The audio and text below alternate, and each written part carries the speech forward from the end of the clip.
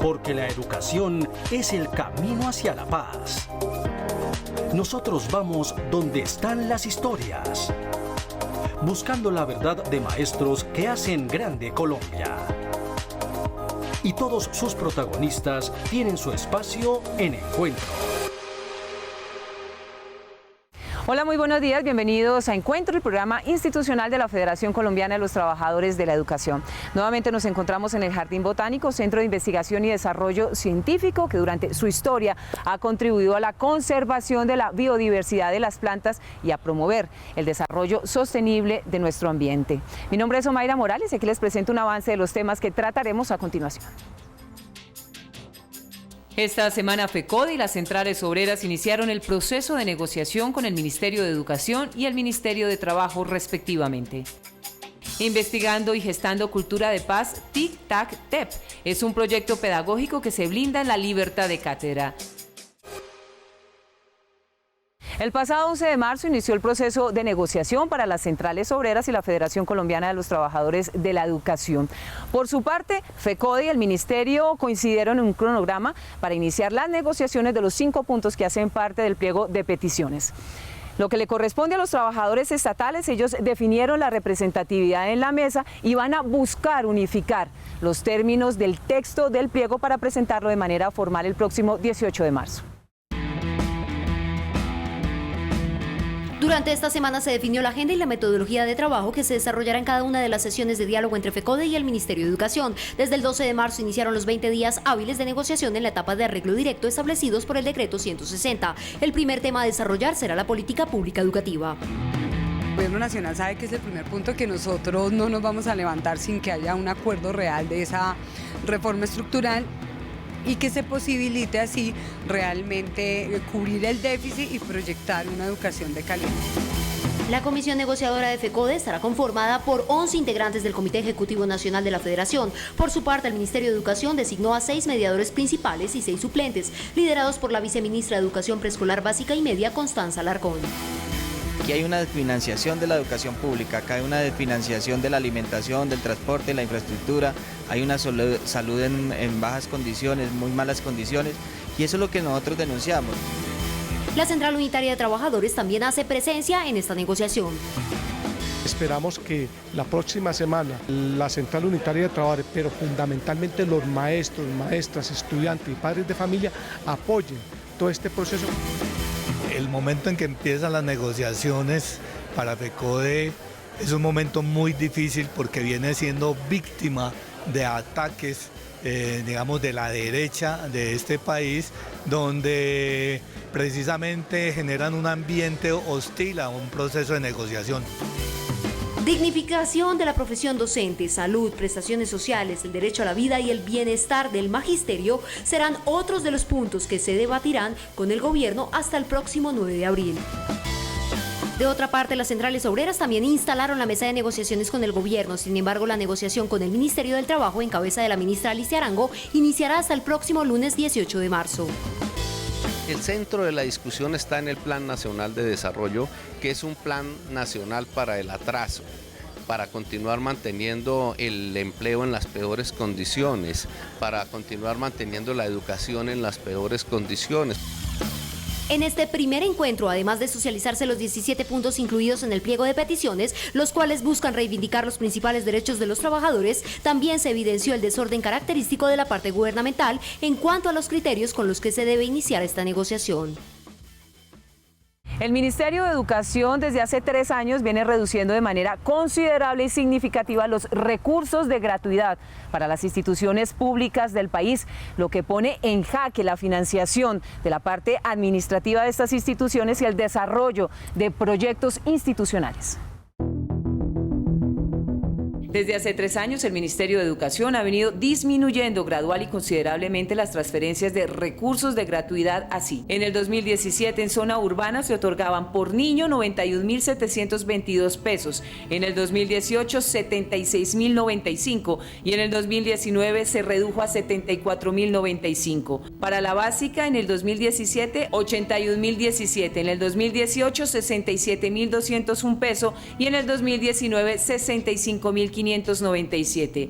En la media, 121.501 en el 2017. En el 2018, 100.801 y en el 2019, 90.395 por estudiante. La reducción es clara, dejando a los colegios y rectores responsables de gastos e inversiones administrativas que no tienen cómo costear. Esos recursos hay que tener en cuenta que prácticamente se convirtieron en la única fuente de ingreso para los fondos de servicios educativos, que es el presupuesto de las instituciones. Con esos recursos los colegios pagan funcionamiento y proyectos. Lo que se evidencia es que aquí es más importante la corrupción que invertir en la educación. Entonces, creemos que la política que está implementando el gobierno nacional en apoyo a la educación ha sido muy deficiente. La educación se convirtió en un sector de promesas en campaña que en el papel resulta favorecido, pero en la práctica, en los números y en la financiación, el más afectado, con la salud y la inversión social, porque con la excusa del déficit fiscal se ha convertido en el más damnificado. La institución educativa no tiene los recursos para funcionar, para atender a los niños de manera adecuada, para el arreglo de la silletería, el arreglo de las baterías sanitarias y en últimas, pues volvemos a la política de hace 20 años en el que los rectores y los docentes teníamos que acudir a los bazares, a las rifas y a todo tipo de actividades para poder asumir los gastos que demanda una institución educativa. El incumplimiento con la gratuidad fortalece los argumentos por los cuales FECODE llama al paro el 19 y el 20 de marzo, porque el Plan Nacional de Desarrollo refleje las necesidades y la reforma al Sistema General de Participaciones, única salida para sacar de la crisis al sector. Y uno de los argumentos que soporta las razones por las cuales los maestros se van a una jornada de paro de 48 horas el próximo 19 y 20 de marzo es el de la implementación de manera improvisada de la jornada única. Hoy en Encuentro queremos socializar con ustedes la experiencia que se vive en una institución educativa en el municipio de Dos Quebradas, en el departamento de Risaralda. Ellos cuentan con una infraestructura de megacolegio, pero con una dotación paupérrima. Ellos representan las voces de los damnificados de la imposición e improvisación de la jornada única en el Colegio Bernardo López del municipio Dos Quebradas en Risaralda, donde solo se garantizan los mínimos por parte del rector, una institución con infraestructura de megacolegio y desidia abandono y carencia en dotación, biblioteca, sistemas, zonas de recreación e inmobiliario digno y pertinente. Los estudiantes denuncian. El secretario de Educación de aquí de Dos Quebradas nos ha tildado como vándalos en diferentes ocasiones a todos los estudiantes. Nos ha dicho que nosotros somos quienes corrompemos estas sillas, quienes las tiramos y las dañamos porque no queremos jornada única. Y la realidad es que sí queremos jornada única a los estudiantes, pero queremos una jornada única con condiciones. Los docentes protestan. Nosotros nunca recibimos información de nada de esto.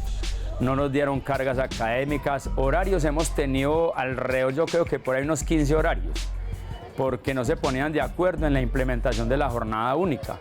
Y ahora pues nos hablan de unos horarios muy extraños, unos profesores entran a las 8, otros se van a tal hora, y o sea, no hay nada como claro realmente.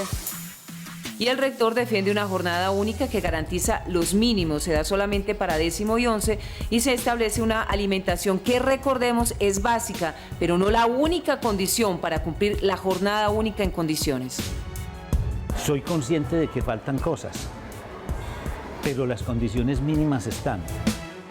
En contexto, este colegio fue construido sin pensar en los estudiantes, razón por la cual fue cerrada una institución que tenía riesgos de infraestructura y los jóvenes fueron trasladados, pero no solos, sino con todo el inmobiliario viejo y deteriorado, además de un centenar de pupitres que hablan por sí solos de su estado.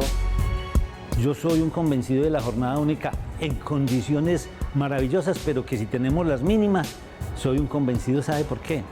Porque es muy triste ver muchos niños de acá que salen y que no tienen alimentación ni el almuerzo.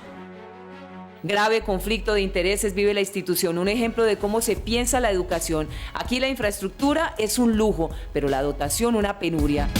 Y mientras esto se da, el derecho a la educación es violentado. Por eso FECODE ha sido enfático en determinar que sí a la jornada única, pero en condiciones no mínimas, sino dignas, que garanticen el derecho pleno a los estudiantes y docentes. El deficiente servicio de salud del magisterio es un verdadero dolor de cabeza para los maestros y las maestras del país y por supuesto para sus familias, razón por la cual hace parte del pliego de peticiones radicado por FECODE. Hoy tenemos denuncias del departamento del Cesar y La Guajira.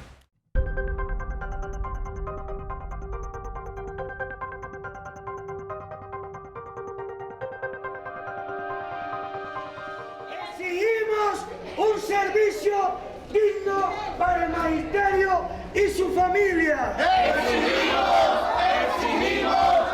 ¡Exigimos! La oportunidad del servicio no se ve por ningún lado, es un tema que hemos venido tratando de mejorar y aún el prestador no mejora esta situación. Estoy pensionada con menos de un salario mínimo. La fiduprevisora me tiene, lo que se dice, pidiendo. En eso estoy porque tengo que decir la verdad. Tengo el caso de un par de gemelas que desde los 7 años vienen presentando pubertad precoz. Instauré una acción de tutela, la cual amparó sus derechos y la preventiva ha hecho caso omiso. Tengo una prima que llegaba todos los días de aquí, de Chiriguaná, para hacerle un trasplante de cadera. Aquí es la hora y todavía no la han llamado. Dan un tratamiento, venga a los 15 días por el resto de medicamentos. No los hay, al mes. ¿Qué tiene que hacer uno? Comprarlos. Tengo problemas de azúcar, no me han entregado. Hoy en día no me han entregado los medicamentos, las tirillas, la insulina, la cuestión de las tirillas. Protesto porque cada vez que vengo a buscar un medicamento, no lo hay. Hace 2 semanas vine a una consulta médica, me mandaron prednisolona y tiamina, no lo hay. Las cosas uno las necesita a tiempo, porque después del tiempo, ¿para qué? La enfermedad avanza, se mueren las personas, que es lo que quieren los seguros médicos. Para una cita con el internista hay que esperar hasta 3 meses o más. Lo mismo que para las órdenes de servicio. Salen de aquí para Riohacha y tienen que venir 1, 3, 4 veces a buscarla y todavía no ha llegado. El servicio es malo porque a estas oficinas aquí en el sur de La Guajira no tienen facultades sino para recibir los papelitos y mandarlos a Riohacha. Nuevamente hoy la solución que aquí me dan, porque ellos no tienen otra, es que vuelva a pasar por medicina general, por medicina interna, que vaya nuevamente al cirujano, que el cirujano me mande nuevamente a hacer todos los estudios, que me imagino que ese proceso dura 2 meses más. Tenemos un servicio de salud eficiente, es más, nos toca asistir al centro de salud de acá del Molino y la atención es muy deficiente. Aquí nosotros no podemos jugar con la salud ni de nosotros ni de nuestros hijos.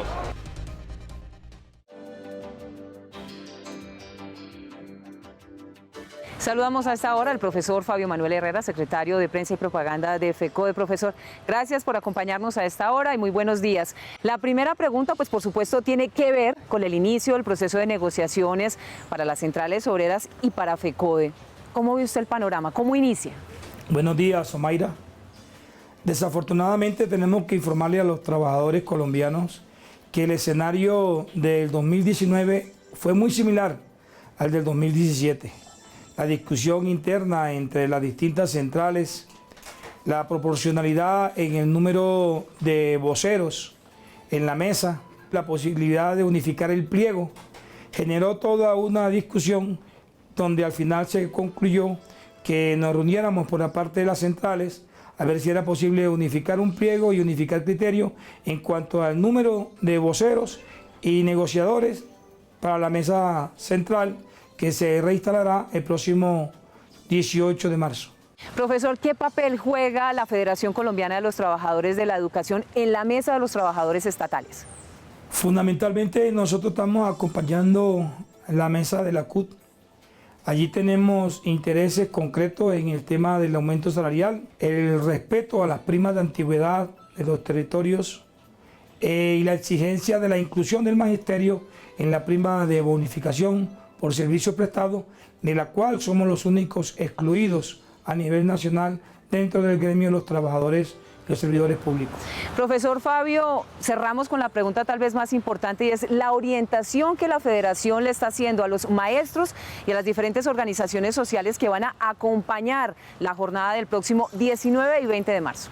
Estamos convocando al magisterio a que el día 19 se reúna en asamblea, hagamos el ejercicio con padres de familia, le expliquemos lo que significa la política que plantea el gobierno en el Plan Nacional de Desarrollo, que no hay ninguna para el beneficio de la educación pública, y el día 20 nos tomaremos las calles de Colombia con esa energía, con ese entusiasmo y esa civilidad que caracteriza al magisterio colombiano cuando se trata de estos tipos de eventos.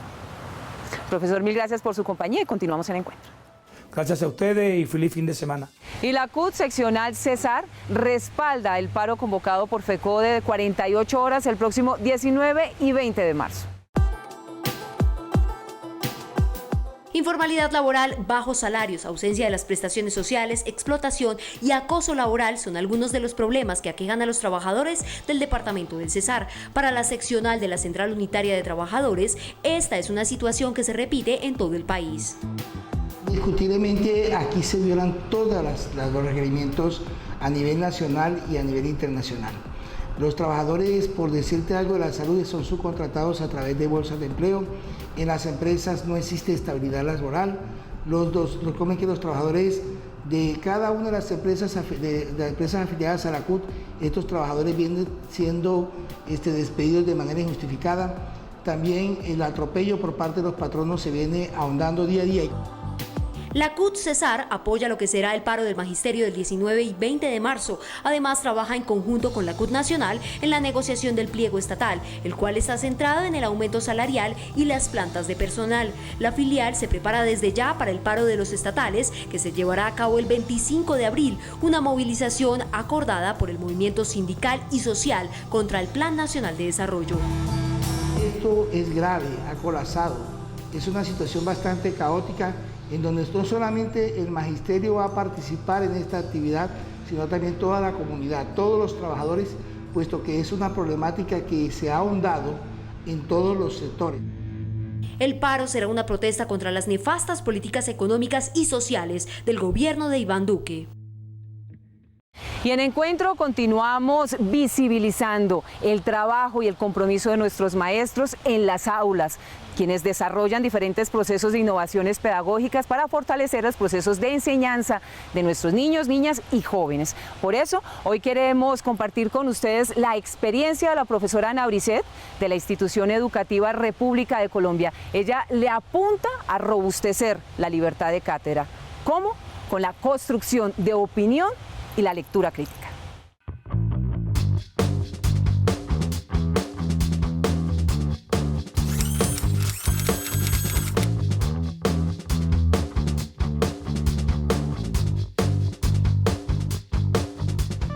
Tecnologías de la información y la comunicación.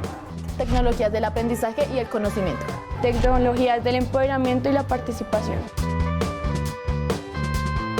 Estos procesos de apropiación tecnológica no podrían darse si no hay un sentido de pensamiento crítico, ¿no? Entonces, ¿cómo a través de la investigación formativa escolar generamos procesos y ambientes para que los estudiantes se piensen como sujetos históricos, ¿no? Pero como sujetos además críticos ante las múltiples violencias políticas y las violencias estructurales que vivimos como país y como región?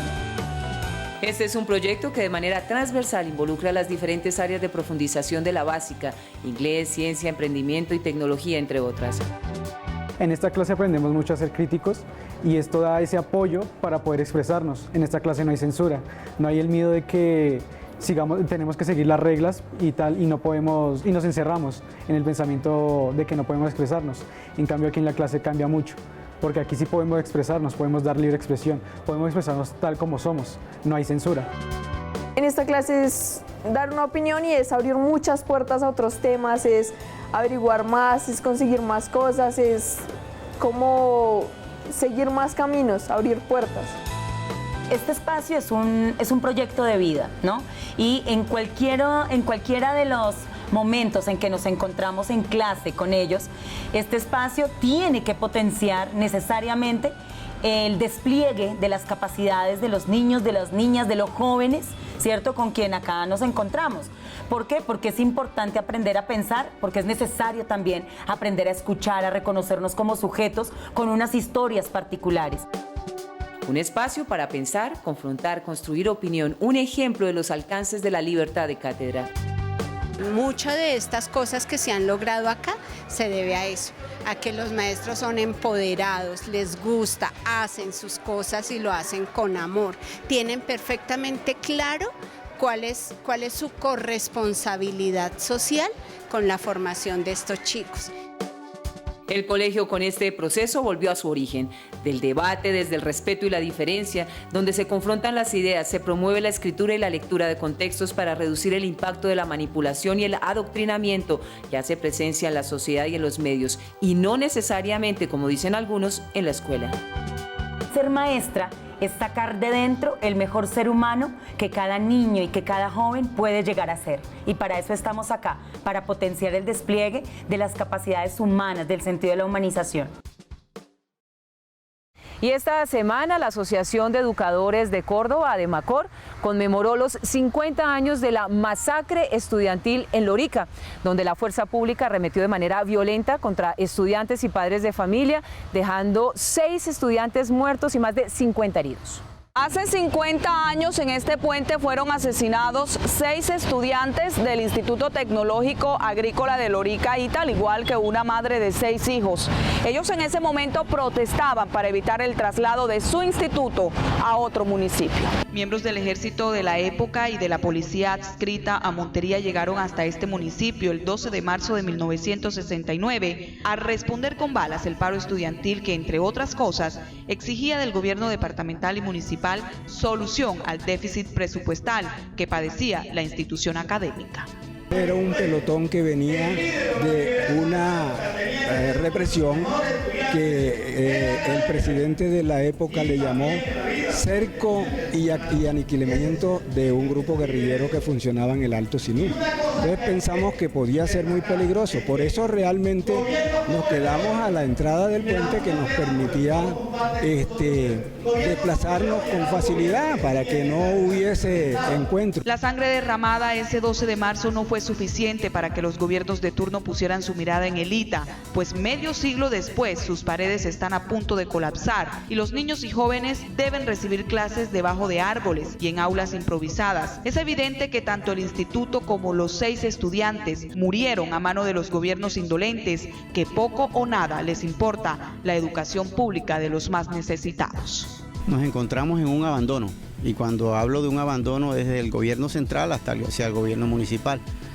Nos han prometido mucho, entramos en jornada única, estamos hacinados, nuestras paredes se están cayendo, no hay laboratorio, no hay biblioteca. Estamos pidiéndole pues al gobierno nacional que abra los ojos y mire hacia Lorica. 115 maestros y muchos estudiantes han sido asesinados a lo largo de la historia en Córdoba. Sus familias nunca han sido reparadas y podemos asegurar que este es uno de los departamentos con más casos de corrupción en materia de educación pública que se han desmantelado en los últimos tiempos. Una semana cargada de información pertinente para ustedes, nuestros maestros, razón por la cual hacemos una pausa en este momento y le cedemos la palabra al presidente de FECODE, al profesor Nelson Javier Alarcón, quien hace un balance en primera instancia del proceso de negociación con el gobierno nacional que inició el pasado 11 de marzo y también aborda el llamado a que todos los educadores participen de manera masiva el próximo 19 y 20 de marzo en el paro de 48 horas. Presidente, tiene usted la palabra.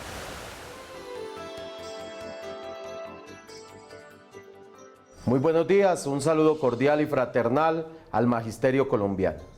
Hoy tenemos que denunciar que el gobierno nacional pretende dilatar el proceso de negociación por cuanto no ha dado inicio a la discusión de cada uno de los puntos como lo establecimos en la metodología para cada uno de los capítulos expuestos y presentados en nuestro pliego nacional de peticiones.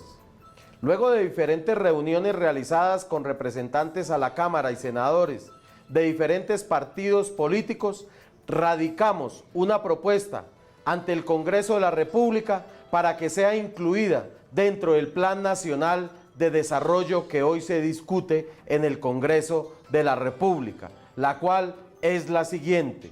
Proposición aditiva. Adiciones en un artículo nuevo al proyecto de ley número 311 de Cámara, 227 de Senado, por el cual se expide el Plan Nacional de Desarrollo 2018-2022, artículo que contendrá el siguiente tenor literal. Artículo nuevo.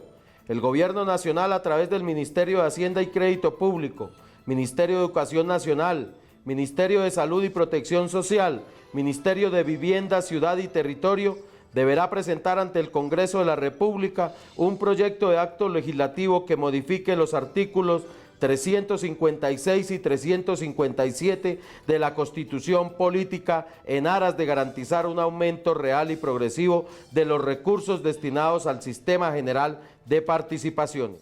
Parágrafo primero. Para la elaboración del proyecto de acto legislativo de que trata el presente artículo, el Gobierno Nacional, en un plazo no superior al mes siguiente a la sanción de la presente ley, deberá crear y liderar una comisión de alto nivel conformada por el Ministerio de Hacienda y Crédito Público, el Ministerio de Educación Nacional, Ministerio de Salud y Protección Social, Ministerio de Vivienda, Ciudad y Territorio, la Procuraduría General de la Nación, la Federación Nacional de Departamentos, la Federación Nacional de Municipios y la Federación Colombiana de Trabajadores de la Educación FECODE y demás sectores sociales que dependen de las transferencias del Sistema General de Participaciones. Parágrafo segundo. El proyecto de acto legislativo de que trata el presente artículo debe ser sometido por el Gobierno Nacional al Congreso de la República durante los 6 meses inmediatamente posteriores a la promulgación de la presente ley. Parágrafo tercero. De conformidad con lo previsto en el artículo 62 de la Ley Quinta de 1992, créase una comisión especial integrada por un representante y un senador de cada una de las comisiones primeras, terceras, sextas y séptimas constitucionales del Congreso de la República, la cual estará encargada de realizar el control político en aras de garantizar el cumplimiento de este artículo. Parágrafo cuarto. Se elaborará un documento COMPES que contenga los lineamientos generales para el diseño y construcción del proyecto de acto legislativo que reforme el Sistema General de Participaciones. Parágrafo quinto. El Gobierno Nacional garantizará la introducción de las consideraciones expresadas por todos los actores en el proceso de elaboración de la iniciativa legislativa de que trata el presente artículo y velará por establecer consenso en todos los sectores sociales que son financiados con el Sistema General de Participaciones. Para finalizar, reiteramos nuestra convocatoria al gran paro de 48 horas el próximo 19 y 20 de marzo. Por eso, maestras y maestros, vamos a seguir luchando para que se dé la reforma constitucional y haya mayores recursos para la financiación de la educación pública en Colombia. Feliz fin de semana para todas y todos. Maestros y maestras, recuerden el próximo 19 y 20 de marzo nuestra cita, paro de 48 horas convocado por FECODE. Es el momento de hacernos sentir frente al Gobierno Nacional, exigirle financiación de la educación pública y por supuesto que incluya en el Plan Nacional de Desarrollo la reforma constitucional al Sistema General de Participaciones. Ustedes y nosotros nos reencontramos el próximo sábado aquí en Encuentro, programa institucional de la Federación Colombiana de los Trabajadores de la Educación, que se transmite por Teleantioquia 7 de la mañana. Saben que pueden ubicar este espacio informativo en el canal de YouTube de FECODE y los invitamos, como siempre, para que estén pendientes de las redes sociales y la página web de FECODE, www.fecode.edu.co. Recuerden, 19 y 20 de marzo, todos en la calle. Hasta luego, que tengan un feliz resto de día.